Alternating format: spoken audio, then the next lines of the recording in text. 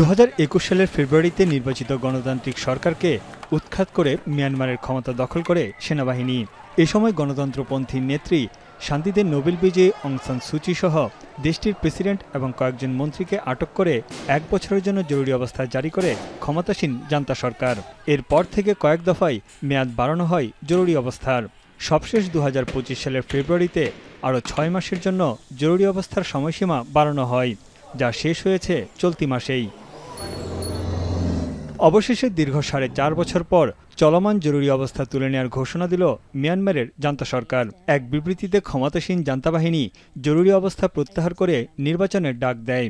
আগামী ডিসেম্বরে অনুষ্ঠেয় জাতীয় নির্বাচন ঘিরে এরই মধ্যে প্রস্তুতি জোরদার করেছে জান্তা সরকার। জাতীয় প্রতিরক্ষা ও নিরাপত্তা পরিষদের বৈঠকের পর জান্তা বাহিনী জানায় 2008 সালের সংবিধানের অধীনেই মিয়ানমারের জাতীয় নির্বাচন অনুষ্ঠিত হবে। নিয়ম অনুযায়ী এর আগেই জরুরি অবস্থা প্রত্যাহার করা হয়েছে। গণতান্ত্রিক পথে দেশকে এগিয়ে নেওয়ার জন্য নির্বাচনের ঘোষণা দেওয়া হয়েছে বলে জানান জান্তার মুখপাত্র মেজর জেনারেল জাও মিনতুং।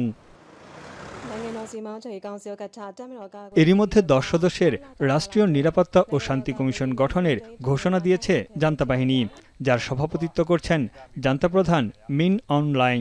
এছাড়া থাকছে 30 সদস্যের কেন্দ্রীয় সরকার।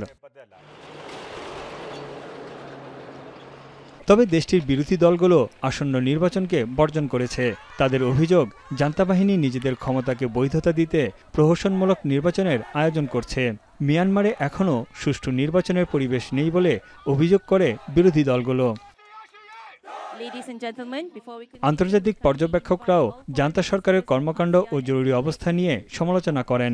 তাদের মতে, সামরিক শাসনের আওতায় সুষ্ঠু নির্বাচন অনুষ্ঠানের সুযোগ খুব কম।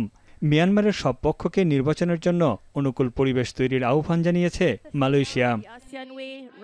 তানভীর জনি, এখন বিশ্ব।